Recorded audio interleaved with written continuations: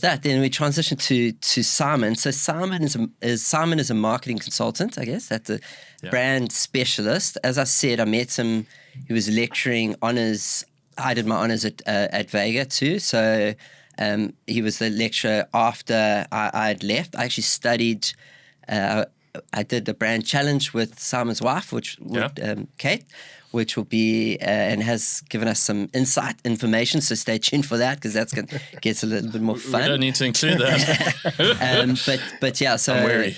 Yeah, so I knew Kate before I knew Simon, but really is a personal brand specialist, but then a brand consultant in general. So I've always valued our coffees and meetings together and got a lot out of you. So, but I've never heard your lifeline. So why are you like this? I blame nature. Capitalism. I could blame capitalism. Why am I where that I am? A combination of nature and nurture, I suppose. This got very deep very quickly. I think ultimately leaning into who I am, and it's quite daunting. I turned 40 this year, and incrementally becoming more and more comfortable in my own skin, I think would be the long and short of why I am who I am, essentially. But yeah. Perfect. So let's do the timeline. Let's do the lifeline. So the highs and lows. So where did it start? Where were you born? Born in Durban. Lived here just shy of 40 years now. 39 years and the months are galloping by as we get to August. Yeah, I grew up in Durban pretty much my whole life. Combination of Glenwood, Morningside, and Upper Highway area. I went to Clifton pre-primary, and then to DHS, and then studied at UKZN, and a core focus on media and comms and marketing. Did my honours as well, and did pretty well on that. I received cum laude, which facilitated opportunity that I had never considered to do my master's, and with having done well in my degree, facilitated both a bursary and a scholarship to do that. So yeah, after my honours, I did my master's, in media and comms. Perfect. And then, and then it goes into meeting. I think that's kind of where you met Kate, and you started lecturing. So off my master's, I started a brand consultancy called 310s Brand Consultancy, and that was predicated on the decisions we make for our brand in the next 10 minutes, 10 months, and 10 years. So taking a short, medium, and long-term horizon. Core focus on small businesses, and I was making sense. Left university and wanted to start my own business, and worked with different clients, finding my feet. And the next year, an opportunity came up to lecture part-time at Vega, and as you said, that's where I met Kate, my wife, and yourself. And it for about 10 to 12 years was a blend of lecturing, consulting, and speaking, and that's very much become my career and business, is building brands. And a nice TEDx talk. So thanks for the punt there. Yeah, we'll have the link. We'll have the link in the show notes, guys. But I would recommend it too. Thank you. I'll give to you the 10 rand for mentioning that part. So that's a brand building equity piece there. Thank you. And you're also recently a father. Yes. Sophie, our eldest, turns 4 this month, which is quite frightening how fast time has gone by. And Ala, our second born, is about 15, 16 months now. So it's a crazy household. Okay, so going on to just speaking globally, so Simon's done something slightly different here, which is cheekily projected the future in his lifeline, which I like because it does go on. And we've had guests on here. So the nice thing about both of you, I thought about this as an age, a combination would probably equal some of our guests. Or like ages. Starting off in life and exiting. No. So being 30, I think 31 and 39. We've had Simon, we've had Dale Thomason, 70 years old. Sure. Previously on the show, that was a brilliant brilliant episode. So it's a nice combination of having you guys in here. But you've done a little sneaky projection of the future. Do you want to just thank you for sending that through. It was a really powerful exercise to reflect on life in the past, present, and what you want to project and what you want to have in your future. So, I can't tell you how much I thoroughly enjoyed that exercise. And for me, it was a recalibration and to take stock of the incredible life that I have. You mentioned my wife, Kate. We dated for about 6 years. We've been married about 10, 11, so about 16, 17 years now. She's my rock, and no doubt she's long suffering. I've got a very acquired sense of humor, and I literally probably have about a handful of jokes, and those are literally. I think one has picked up on that too. You already said. Well, you know what? At the end of the day, I enjoy my sense of humor. It's Andy Kaufman-esque. Brilliant. Andy Kaufman used to just do it for himself. Huh? Yeah, so absolutely. I'm going to jump in. Before we get to your future and you talk about what you've got planned. Yeah. I did get some little cheat sheets from Kate. Thank you very much, Kate. And she said things that we don't know. The prompt was things that we don't know about Simon that we should. Okay, love this. He said love this. Yeah, so he said he holds. Evan, he said was it before we feast or first we feast? So Simon said he holds a master's. So it's a master's in media and comms. His treatise focused on youth and mobile consumption.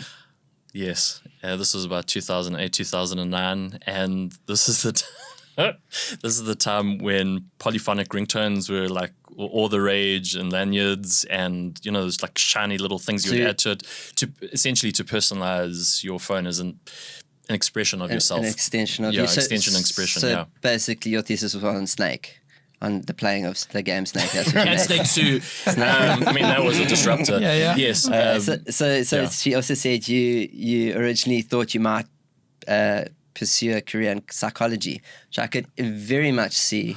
Yeah, absolutely. And I think with your career, and we all run our own businesses here, you think, like, am I doing the right thing? Would there have been a profession that would have been maybe better suited for? And that was my alternative to going into marketing, was to become a psychologist. Yeah. And I'm glad I've pursued the path that I have. There is a strong psychology underpin, but you sometimes think, I think I could really enjoy having been one. But in the same breath, you're dealing with people's what they're struggling with, their problems, and I suppose you're trained to detach or dissociate yourself from that. But I think that must be incredibly difficult on a day-to-day basis. Yeah, you made me think of this. Has come to me, and I'm going to butcher the quote slightly, but you'll get the point. It's, I think, the death of a man is a tragedy. The death of 1,000 men is a number. So why I get there is because, and apologies for butchering it, Napoleon or whoever said it, but the marketing, I think the madmen I've worked with in TPWA and all that sort of my background is that the madmen, they thought they were psychologists at scale in the darker, but obviously they were doing good and that sort of thing. But we do it at scale when we talk brand and stuff. Maybe tell us about your long blonde hair and that you were mistaken for a woman in KZN. Wow! This is going to be edited. I love this. Thanks. I also had long blonde hair, so we share that in common. Yeah. At one stage, you would not believe it looking at me now. But, you're aging like a fine wine, like a. Yeah. Yeah. Okay. Combo. You enjoy autumn harvest. It's like you joke. Yes. 3 cousins. That's some 4 cousins. Horrible stuff. I know that stuff well. So you enjoyed a combination of lecturing and consulting, and I think it was a big advocate. There were 2 things that struck me: a big advocate for mentors, and as well as, so I'm gonna leave this to you, having mentors, but also being aware of your mental health and that sort of thing. So I'll speak to mentorship first. I think everyone should have a mentor. you're not necessarily, if you think of the dynamic that the mentor is older necessarily and the mentee is younger, but I think to have an external lens on your life and what you're going through and is instrumental, and it's certainly been the case for me to have that lens. And my mentor, well, hasn't had a similar path to me. That life experience and those principles and values and some of the teachings that he shared have been a game changer in my life. Yeah. I don't know if we talked about it, but reverse mentorships as well. Yes. I see you doing that quite a bit, I think. I don't know if it's labeled as that, but... It is, and it's a really interesting concept around that. So maybe... sorry, I'm trying to multitask here with the two questions. So the one was mentorship, and then the other one was mental health. We'll get to mental health. Okay, second. Okay, perfect. Close us on that loop. So it's really, as a younger, again, it's not always limited to age, but often a younger person providing insight to someone older, and particularly in a workspace environment. So someone that is, say, in their youth and gobbling up social media and understanding the mechanics of social and the opportunities, being able to share that with the board, with management around the opportunities. I see it working really well when it's done in a respectful manner. It's insight into taking their brand forward. That's an interesting entrepreneurial trait, openness. So not everyone's open to, especially the younger generation. These kids these days, they say.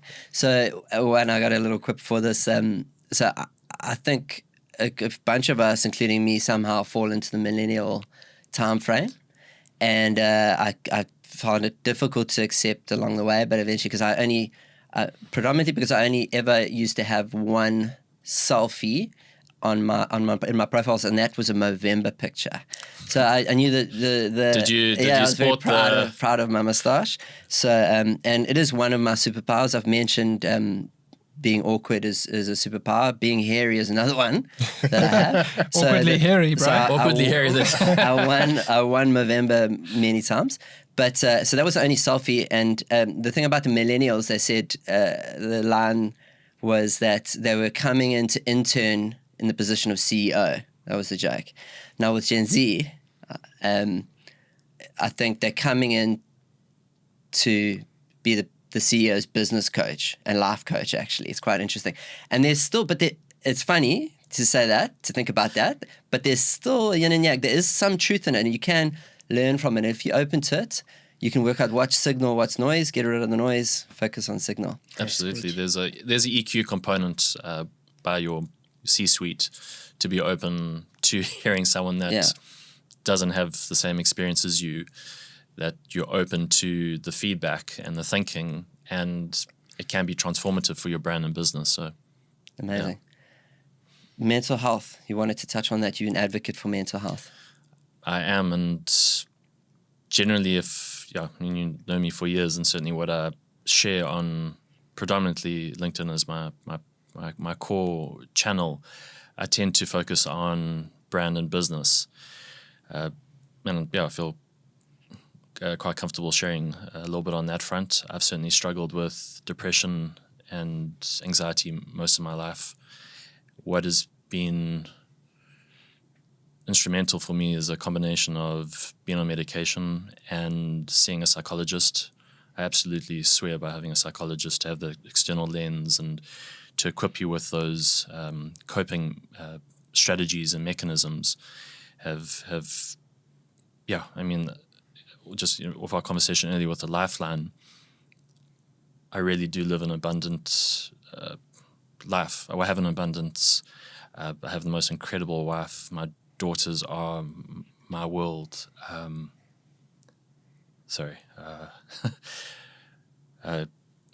have my health. Business is in a good place. There's a lot of opportunities, and if I didn't take my mental health seriously, and I wouldn't be in the same place that I am today. And certainly in my family there is, there's been various challenges and denial around one's mental state, and there's definitely a generational shift, one where it's suppressed, and when I think increasingly a positive direction is that we are more accepting and we're speaking about these things. So if it's one person that's listening or watching the session, is that you're not alone, and I'm just really grateful for the place I am and where I'm going, because I take my mental health seriously. Yeah, and it sounds like you were saying it echoes the sentiment that we're evolving to a place where we're more open to these sort of things, hopefully across cultures and across generations. I can only label it as a maturity, so a maturing of, and this is my experience. So I've had I've had depression throughout my life. I've seen many people to try to help me, but you have to be open eventually to someone helping you. And I realized that actually not even that long ago, I'm talking within the last 10 years, when I was seeing my psychologist, and that's like we were both there for me to fix me. So like it was all I had to do was open up, and there was person was there to help me try to figure out, and there was no judgment. If you get the right person, the right critical, yeah, no judgment, and it was such a beautiful thing. I was like, cool. So this is what's wrong. I think what's wrong, and then they would just point out that it's not, and it's normal, and it's this, but it was a maturity that got me to that. Like I used to have this horrible thing about psychology as being like that degree got you the line, got you to get asked the line, how does that make you feel, John? Like that's it. That's all they did. But actually, it's to be able to help you and carry on. So yeah, I think it's beautiful. I wish more people spoke to people and had the opportunity to speak to counselors, and then again were mature enough to be able to use that opportunity, and then you got to follow direction and all that stuff. I don't know. Just before, so closing the loop on that, I don't know if you have anything more to add in that sort of spectrum or that. Yeah, I think Simon definitely knows that I'm a very big believer when it comes to mental health, but my biggest influence on that is my wife. She's a clinical psychologist, and she's really brought me into that world firstly for myself, to be able to open up and to actually take that more seriously. True wealth is health. You can have wealth but no health. It's not going to work. But it'd be nice for you to have your health and then also have your wealth in different spectrums of life, whether it's family, eventually materialistic, etc. So I think it really, especially on this journey that we're on, that's really helped me in understanding more about myself, more about the challenges and everything I've been through to be the person that I am, to be accepting of it, and to also know that that's exactly what makes me unique, and that's my fingerprint, on this world. So definitely always a very big advocate for mental health. And I think it's quite beautiful, especially in the country that we live in, that we are definitely becoming more accepting of it. But I think it was more education thing. Because if you don't know, like, I know for us, our uncles would be like, hey, our parents grew up without having to speak to someone who there, which is fine. But also there's a lot more stimulants. They didn't have all the technology. They didn't have all the social ills that are happening right now. So there's so much of stimulation that's happening in this present time that we really do need to look after our mental health. I think more than ever, because if not, everything will pull you in every direction. Whether it's negative news, you can just swipe your phone and something negative can happen or can be bombarded your way, challenges in business or even career.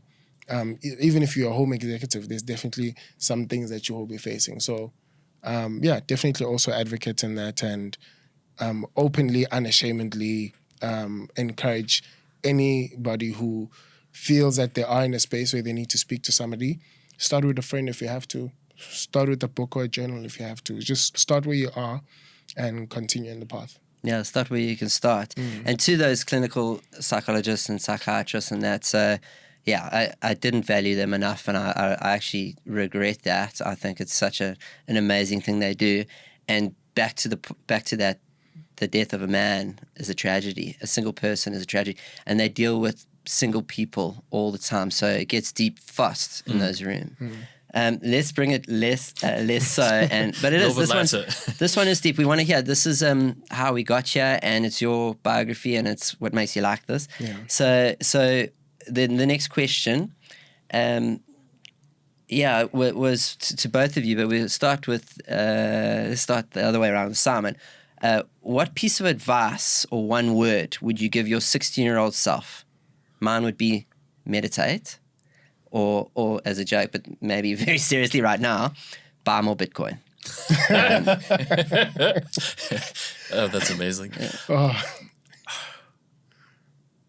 I suppose a mantra that's resonating with me more and more, and it embodies everything that I've shared today, is the saying or mantra, trust the process. And a wish that clicked, that resonated, that made sense at age 16, that I could lean into my abilities and circumstance and I'd come out the other side. I mean, when you're 16, you've got acne and low self-esteem and just all these societal pressures, and just to know that you are going to come out the other side. Yeah, so trusting the process, all that hard work will manifest. Interesting. I love that, because that's also your quote. So we'll jump right to that. That's your quote, is trust the process. And the end line of that, because I looked it up, I loved it. So the end line was, trust the process, your time is coming. Yeah. And that captures it. So yeah, okay, same question. Yeah, I think that's such a good question. I think mine would probably echo the same sentiment as Simon. And that is, everything that you're going to go through and everything that you have been through is enough to make you the person that you need to be for the community that you're going to serve. I really enjoy the understanding of, if you call to everybody, you call to no one. So it is good to know that you are called to a specific group of people, and your experience and everything you've been through is exactly who you need to be for those group of people. Nothing more, nothing less. As the years go by, those experiences and exactly that. You don't need to add to that or try to find other influences to sort of make it better or amplify it. But the more you own every single experience you've been through, and the more you join the dots and lines, the more you realize that the group of people that you are called to serve need exactly that version that has been through everything that you've been through.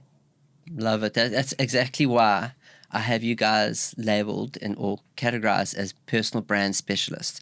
So brand for everyone, or product, said about a product. Product for everyone is a product for no one. Yeah. So exactly what you're saying. So if you try to live for everyone, yeah, I love it. Absolutely love it. So yeah, I mean, the great transition to why, I wonder, why personal branding? Why is that your space? Yeah, I think personal branding is important to me because I know one of the things I've really always struggled about. I always knew I was meant to be doing something.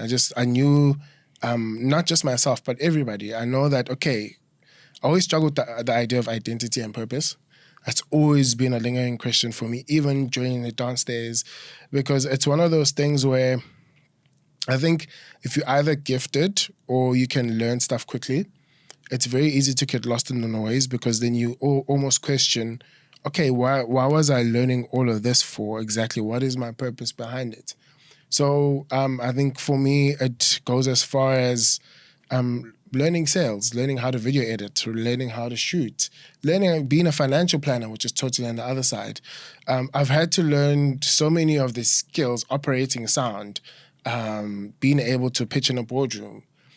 Over time, it did place a thing of, okay, I can be great at these things, but why? What is my purpose? What is it for? How does it all fit together? And I know for me that's always been such a beautiful question, which has led me to this.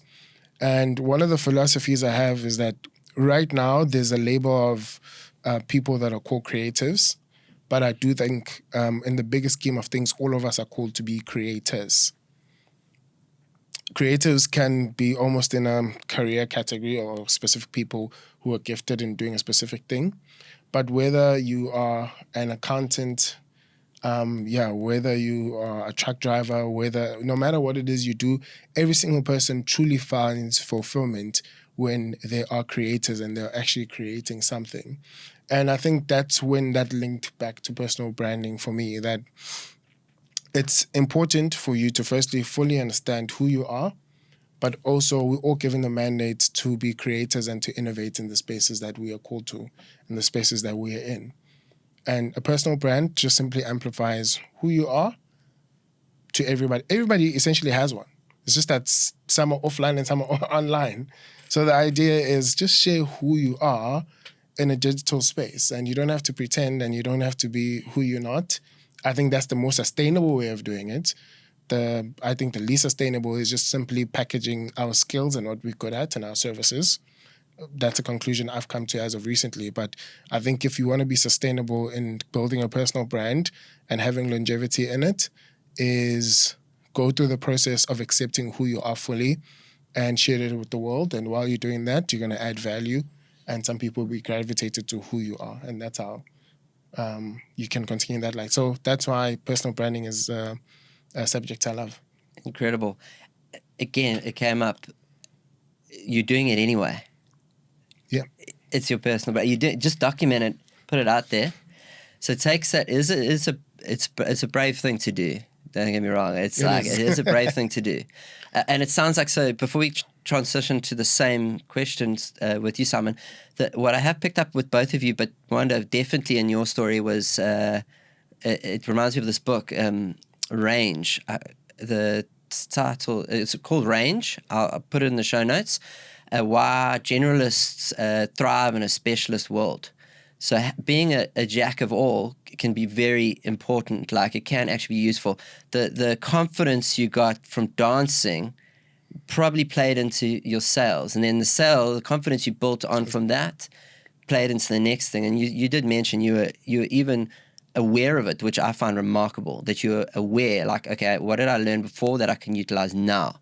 So I'm still trying to figure out what I want to be when I grow up. Apparently, I'm a podcast co-host now. So, like, but that's how I live my life. Yeah. Like, it's every step. Like, just put the foot in front of the next in the right way. Just the only thing that exists is now, and but it is important to remember your future. And then, like you said, so awareness of, acceptance of, then you can action, and then adherence to that.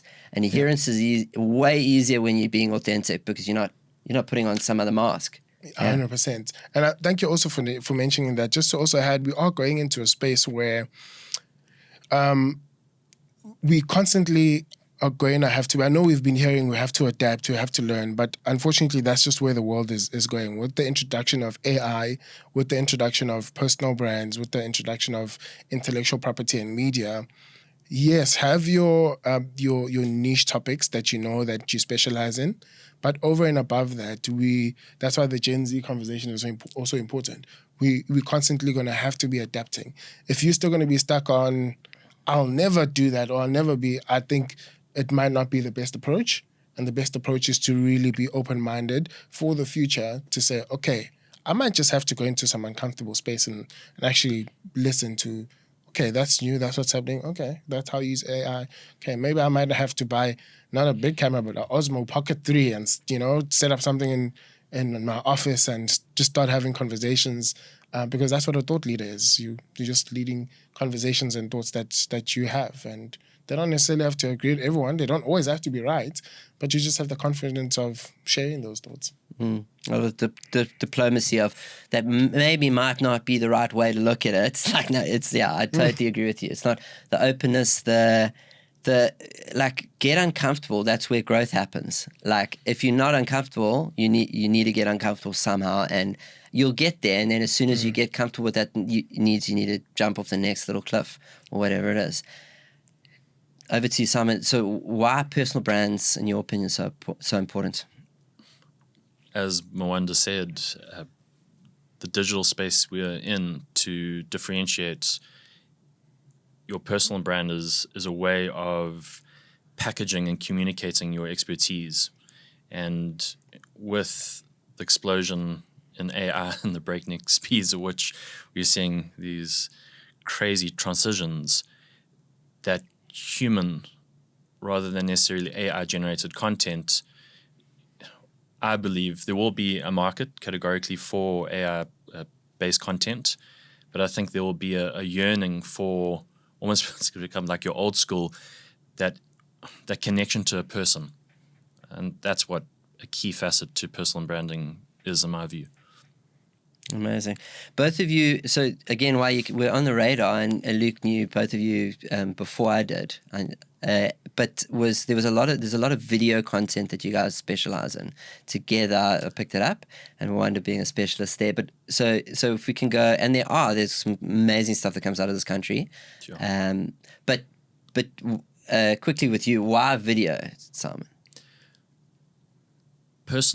My personal brand has been instrumental in the relationships, network, and business that I've won, and the relationships that I've built over the years. So that's why I see personal branding as so critical in building your brand.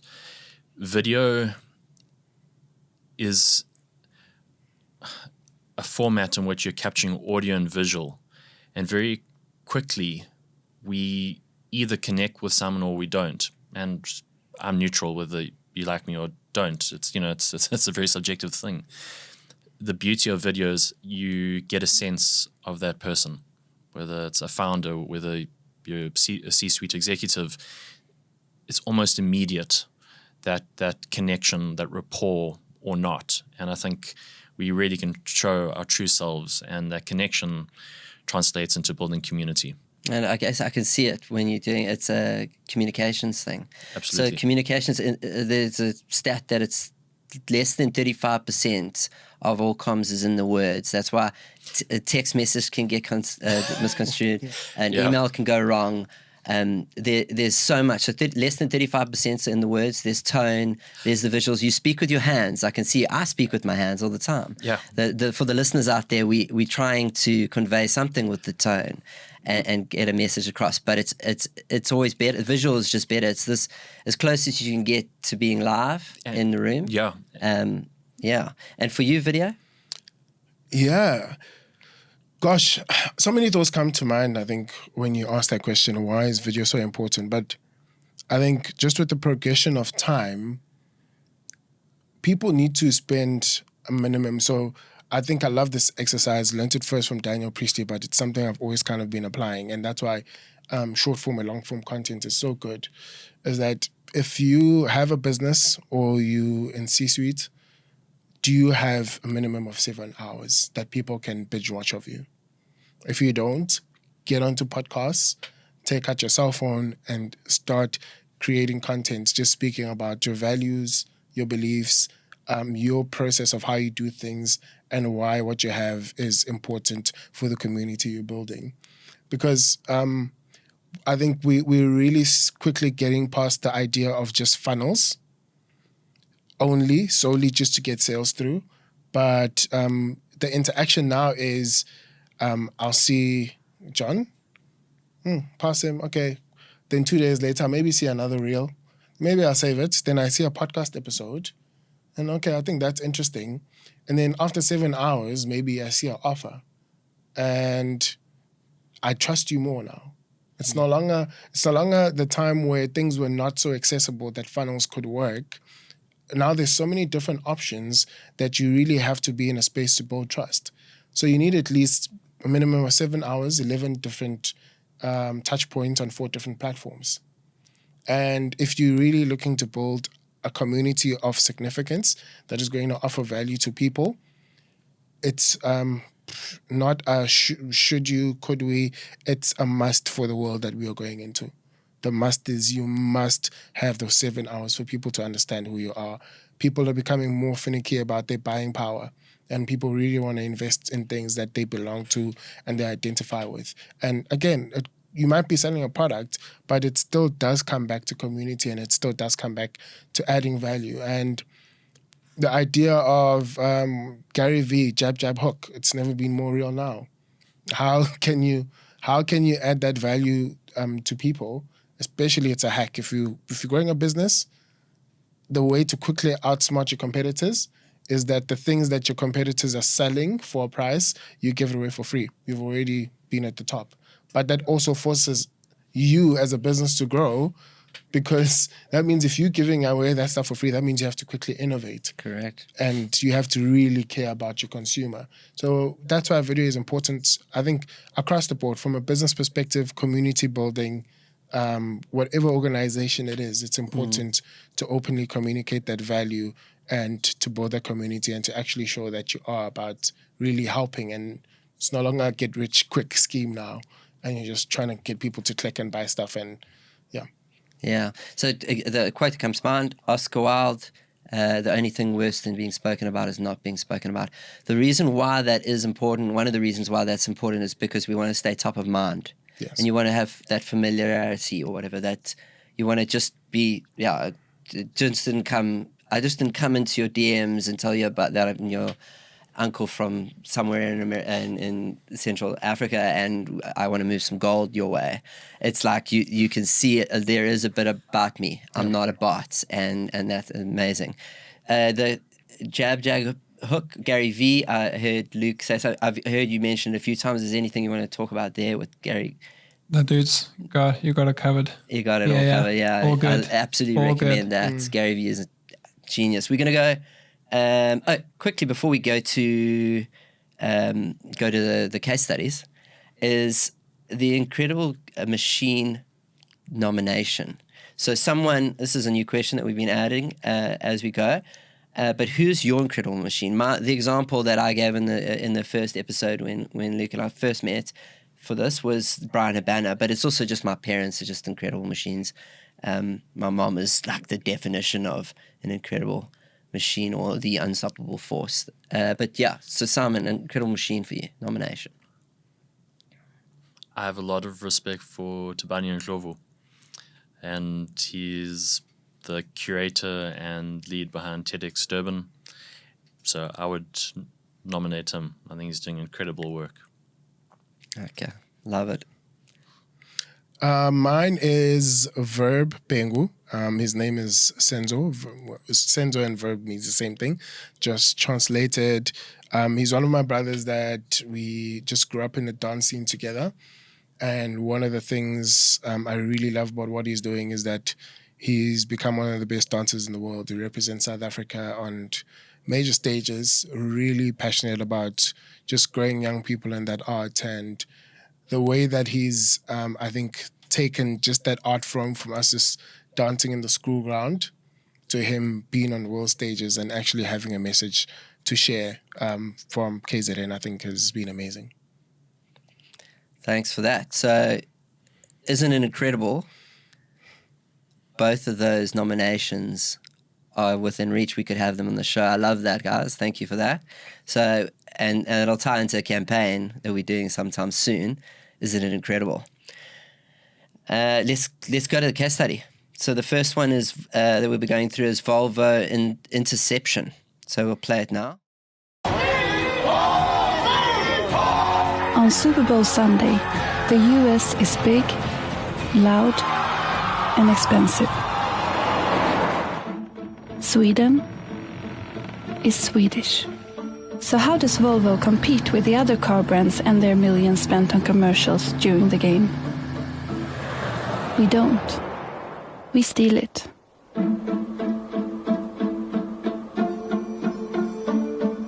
When you see a car commercial during the game, any car commercial, not Volvo, you can tweet using the hashtag Volvo contest. The interception was simple.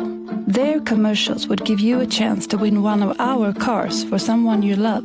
Just tweet their name to Volvo during any car commercial. When Mercedes wanted you to look here, people immediately went here. When Lexus spent 4.5 million for this, Twitter looked like this. Shifting the social conversation to Volvo. With up to 2,000 tweets per minute every time their commercials aired, we changed the Super Bowl conversation from one loud 30-second roar to an ongoing conversation about Volvo that lasted the entire game. We were the only car company to trend both nationally and globally. So they weren't advertising on TV, they were letting all the other car companies do that for them. And just like that, their millions of dollars worth of car commercials turned into a social conversation about Volvo, helping our XC60 to a 70% sales increase the month following the game, the highest in its segment.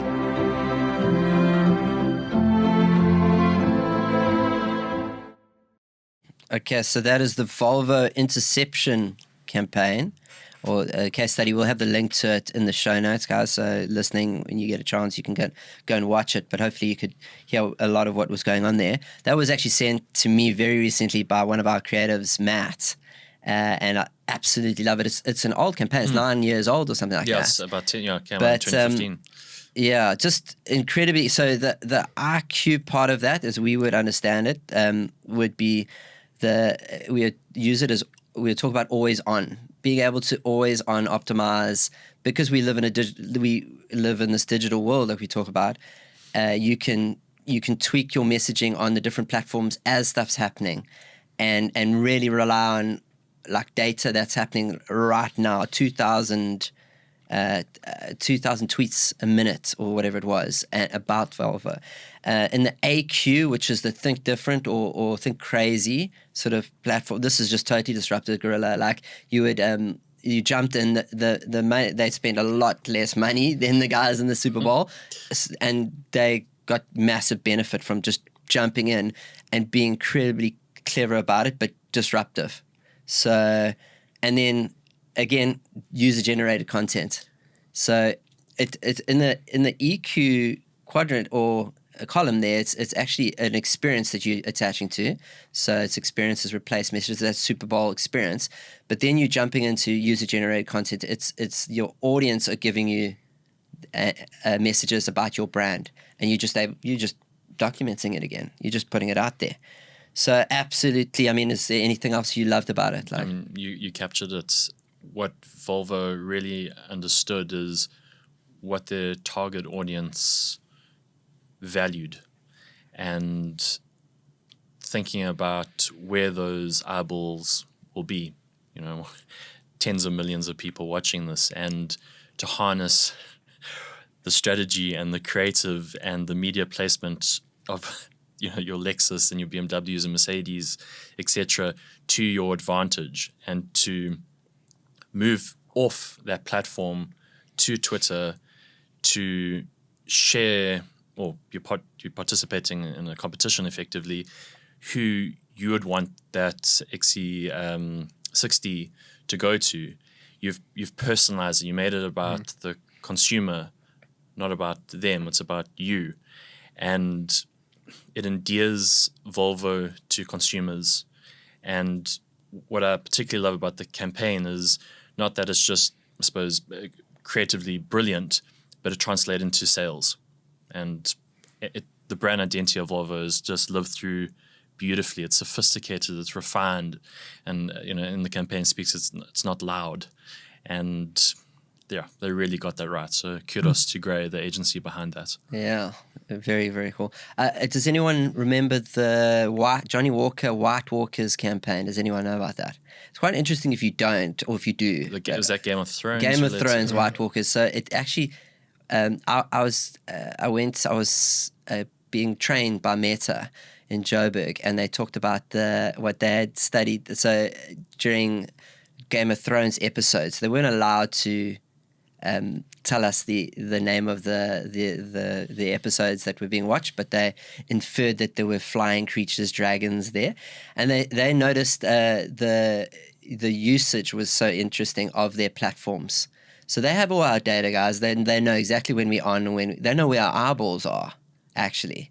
So they noticed during that 8 to 9 slot or whatever it was on a Monday night in South Africa, I can't remember exactly, but they noticed that I think 15 to 20 minute intervals, suddenly there was a massive increase in traffic on their platforms.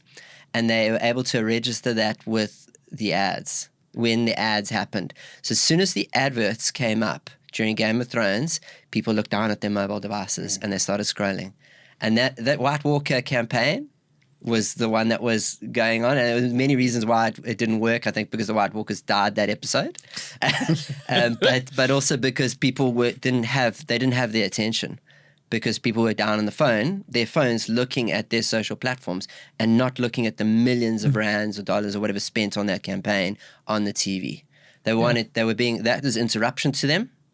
Sure. And where they actually wanted to be was in their feeds, and that's Volvo actually took you out. That's why it reminded me of it. Volvo took you out of having to, and those some people just watch. I watch those Super Bowl ads just to watch them. I don't watch the Super Bowl. Some people would have been drawn away from the ads to go like, I'll watch it next. We'll watch it later, and you're never going to watch it later. And they'll go and tweet at Volvo. So the eyeball was taken away. It's absolutely brilliant. That's beautiful. We weren't going to do a second one, but Mawanda send this one, and it's a quick ad. It's actually an ad, not a case study. But this one it was just too. I found it so funny and brilliant, and in the same theme actually as the Super Bowl. So we'll play that now. That is, what is the name for it? It's Yeezy. So Kanye West, or Yee, promotes Yeezy fashion line in a bizarre Super Bowl ad. So the link to this will be in the show notes. And we'll talk you through afterwards what we think of it and what actually happens there. But here we go. Hey y'all, this Ye, and this is my commercial. And since we spent all the money on the commercial spot, we actually didn't spend any money on the actual commercial. But the idea is I want you to go to Yeezy.com, YEEZY.com. And I'm going to write it at the bottom of the screen. And I got some shoes. And that's it. So that was too good not to actually just sneak in here. So I absolutely love it. I hadn't seen it, but yeah, that he's filming that for the listeners. He's filming that on a phone, and facing himself while he looks like he's driving or being driven somewhere, or he's not paying attention. He's not even looking at the camera while he's doing it. It's so different. So that's immediately straight into the Crazy Be Strong, think differently category. It's like, and it's clever, and he is known to be a genius. So I think there's lots you can debate about the guy, but I'm pretty confident you could label him as a creative genius. And get away with it. So this the idea is that you just need to go to Yeezy. It's brilliant, absolutely brilliant. I don't know what you guys thought of it. You suggested it, Wanda. I think it just ties back to, firstly, the guy's a genius. Secondly, I mean, the quality is not good. There's noise in the background. I mean, like Super Bowl ads are like such prestigious things. Like people they put so much budget into it. But I think it just goes back to, he was crazy enough. I mean, Kanye had a best friend that used to follow him around with the camera before he was even famous. Because he was crazy enough to know that someday that is going to mean something. That person just for no reason followed him around. But it's the idea of, I know that I'm going to create impact and I'm building my personal brand from that point onwards to get to a place where you can do a Super Bowl ad with a cell phone. So I think for me, it's just that he's built his brand at such scale that he's actually able to do that. And I think it all goes back to, as you're building, you think you spend all the budgets to get things done, but you actually get to a place where your brand is so big that it actually works in reverse. You have to spend way less budgets to get things done.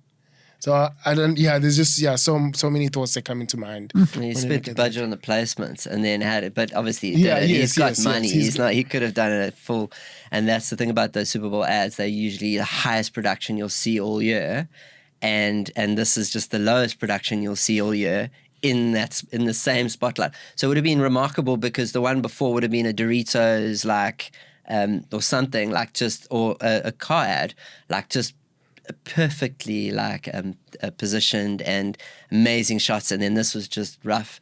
And again, if you're not being talked about, you need to be talked about. So that would have been spoken about. So totally remarkable. And he also gave back, just to add, when you went to easy.com, the discounts that he actually did add value, actually gave back to the people who went and got stuff at crazy rates. Yeah, I love him or hate him. We're not going to get into that debate, but that was incredible. That ties us in. I think we're almost at the end here. Mawanda, your quote, it's always add value first before the ask. Why is that important to you? Yeah, it really challenges you as the person, the brand, or the business to get into a space where we get back to caring about our consumers, we get back to caring about the people that we are serving. And that's what disruption is. Disruption is to move humanity forward, and it is to make people's lives better. At the end of the day, yes, there's sales, there's arts, there's marketing. There's a lot of things that come into making the machine move. But I think the core still has to stay at we are building community, we're making people's lives better, and this has to be a change that's for the positive. So I think the beauty of adding value first is that it forces you to sometimes add so much value that when you're about to run out, you realize, okay, I need to go back to the drawing board, have some quiet time, and really innovate as to how can I make this thing better. So I think, yes, it's for the consumer, but also it's more, while you're getting your reps in, it's also for you, because it forces you not to stay in the same place. Once you've been able to dish out, you need to get more in. So that means that you continuously evolving and adding value in the right way, because you're always thinking about your audience or the solution that you're providing first. Love it. So something that's been touched on and doing things differently reminded me of the old. So we have these 3 pillars whenever I've piloted an organization or an entrepreneurial venture. It's education, and then there's physical activity. So, and then there's a soul bit. So it's mind, body, soul, and we like to sponsor the education bit, whether it's a free course or we sending people to conferences eventually, and then because we want people to constantly be getting smarter, because if a unit gets smarter, the group gets smarter as a whole, and it's great. And the people that we like to work with generally like getting smarter, and they don't want to stay. They want to carry on getting better. So that's good for a team lead or a leader or a business owner. You get smarter people all the time, rather than getting stuck with people that don't want to be educated. The next one is physical activity. So we actually used to sponsor gym sessions, and we used to give that away. I experienced it here for the first time at the Unlimited World, actually, when I interned there, and they had this kickboxing gym that I went to, and then so I deployed it when I went and started my own ventures, who gave gym away to people. They must so Discovery do this exactly. It's their thing. So why do you give gym away? Like the afternoon they'd come back, we started with CrossFit, and then we had this Movement X that the guys used to go do, which was more cardio stuff. And they would come back that afternoon. You're not great. You're not going to put you're pretty tired. You're wrecked. The next day, the dopamine, everything's hit, the endorphins, and you've been way more productive, and your output's better. That's what you want. You're as an employer and a team lead, you want people that are productive and putting out their best. People want to be productive generally and put out their best. They do want that. So it's symbiotic. It's also like you're less sick when you are exercising and keeping fit and that sort of stuff. Discovery know that. That's why you get free gym, guys. Don't ever call them ever again. Just stay healthy, take up the gym and keep doing it. So as a team leader, business owner, you want healthy people. You want to give them, get them to exercise, get them to get physically better, and then they're less likely to get sick. They don't, and you know what? People don't like being sick. So it's a win-win for everything like that. And then the soul, which I think we've taken a nice lead up now, startup was was something more than just doing Madiba Day. So give back, and you've touched on this throughout, both of you guys have, is just add value first. So going to communities and being part of community, because it fosters that, it fosters a community within a group, and they feel like we're not just doing this to sell stuff or for us to get our careers better. We actually can make a difference. So visit a children's home, an old person's thing, and listen to their stories and that sort of stuff. It's just a beautiful thing. So as we wrap up, and that was interesting, because I asked you if you were a John Maxwell fan. Sorry, and he said, and his quote was, to add value to others, you must first value others. And it's clear you guys do, both of you. And so this has been like one of the most fun experiences I've had on the podcast. So thanks so much for coming. In parting, Simon, is there anything you wanted to leave, a leaving message? As I mentioned earlier, with trusting the process, those small steps do translate. And it's having the faith in yourself and visualize that, and those incremental steps will come to fruition in the most incredible way. Love it. Wanda, any last words? Just encouragement for everybody, everything you've been through right up until this point is exactly what you needed to go through to become the person of influence in your industry and in your space. So lean into that. The world is changing. It's intellectual property and media. That's the flip side of all our degrees. If you are looking to build something valuable and you're looking to build something that's going to be of scale, lean into your experiences, create intellectual property, however micro niche in the industry you're in, and then speak about that on media, together with underpinned with who you really are, which is what forms your personal brand. My encouragement is just continue in that space, and the world of opportunities will continue to open from you from that point onwards. Thanks, guys. Thanks, Luke. Sweet, dudes. It's been incredible. It has been.